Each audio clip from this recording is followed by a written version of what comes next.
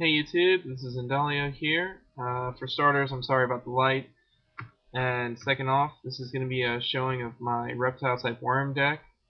It's an archetype that finally got finished up in Hidden Arsenal 3. The last of the worms came out.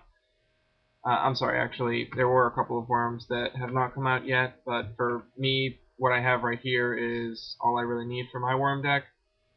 There are still a couple of ones that didn't come out, like Jincles and Illidan, I believe, are the two that did not come out yet, but I'm not going to be planning on running them in this deck.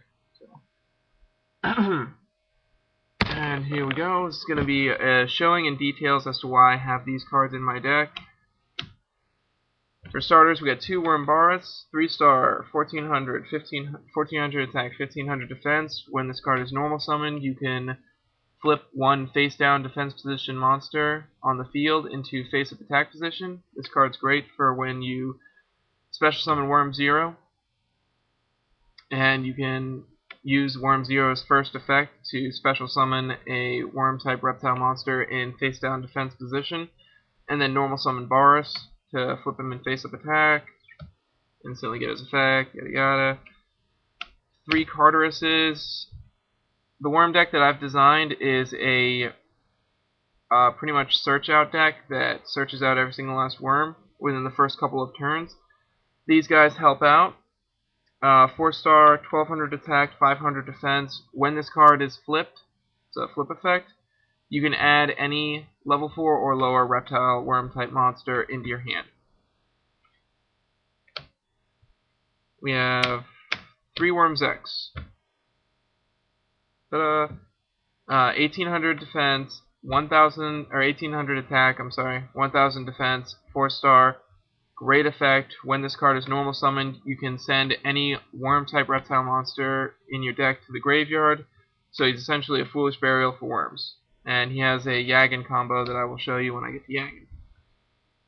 2 Worm Dimocles.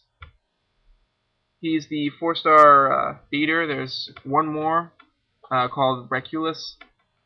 And I'm not running him because, in my opinion, Dimocles is just a lot better.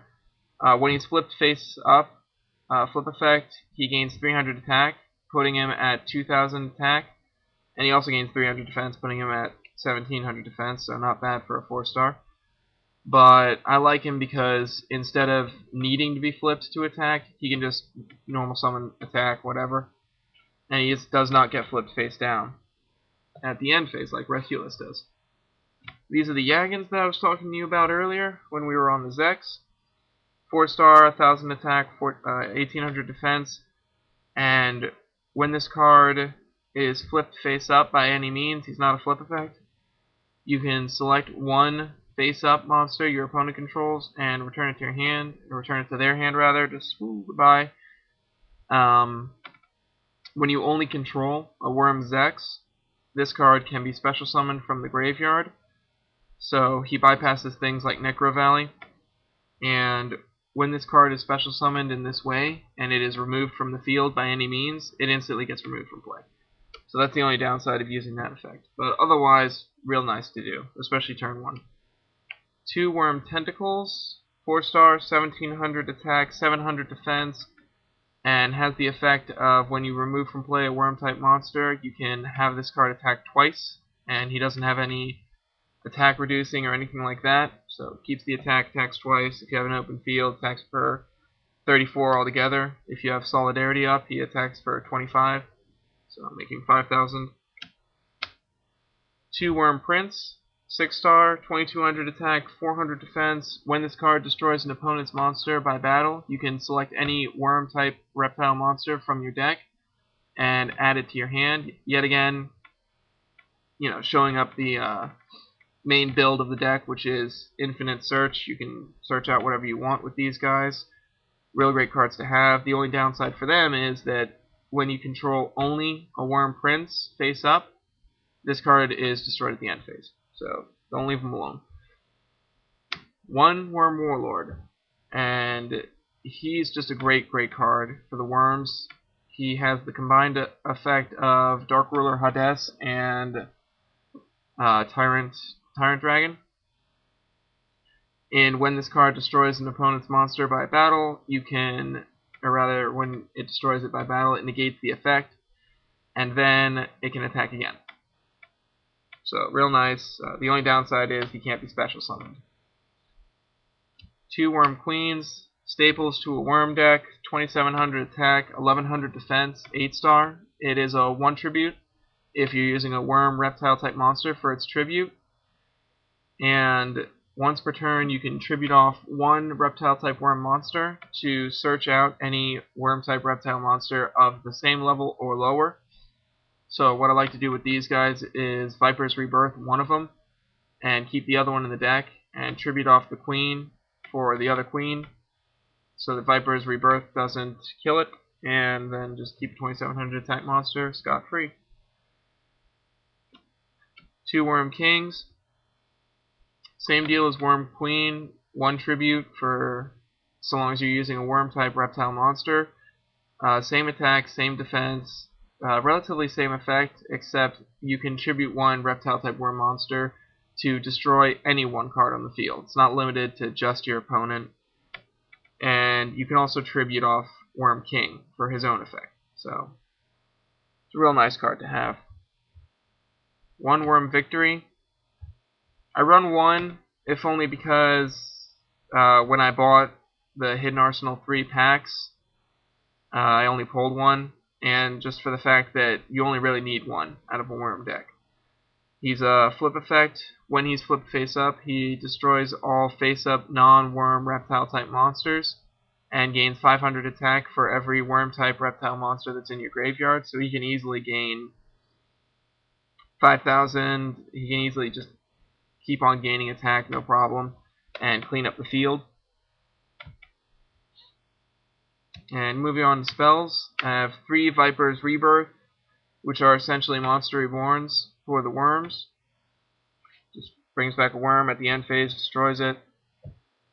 3 Book of Moons. These cards are used both offensively and defensively to flip my own monsters and face down. 2 Polymerizations. Just really nice. I use these for Worm 0. And I'll show you 0 when I get to them. 2 Solidarities. Really, really great card to have in any single type deck.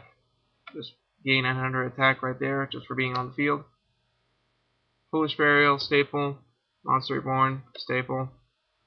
Card Destruction, staple. Future Fusion. Use him for Worm Queen. Moving on, or Worm 0, I'm sorry. Moving on to the traps. 2 Bottomless, staples. Cylinders, Mirror Force, staples. Moving on to my extra deck. 3 Worm Zeros. And that's it. Yet again, I got really lucky pulls for my deck when I bought the Hidden Arsenal packs. Got my 3 Worm Zeros right off the bat. Didn't need to buy anything online, which I was really thankful for. And Worm Zero is the big bad of all worm decks, no matter what. If you're not running him, don't understand it. He gains 3 different effects, which can all be activated once per turn, except for his secondary effect, which can be activated as much as you want, which I find completely broken. And I'm going to go ahead and let you guys know. When you use 2 or more different worm-type reptile monsters, he gains his first effect, which instantly you can, boom, put him on the field, special summon a worm-type monster in face-down defense position. Instantly. Monster Reborn for the worms. Great. Instantly tribute it off for Queen, tribute it off for King, use Queen or King's effect to tribute it off and destroy or get another face-up worm to attack with. Not bad. Secondary effect. 4 or more different worm-type monsters. You remove from play 1 worm-type monster to send 1 monster your opponent controls to the graveyard. Send and not destroy. Target, yes, but send and not destroy. So Stardust, send, goodbye. Tyrant Dragon, anything face down, just, goodbye, no problem. Kills synchros, kills things that cannot protect themselves.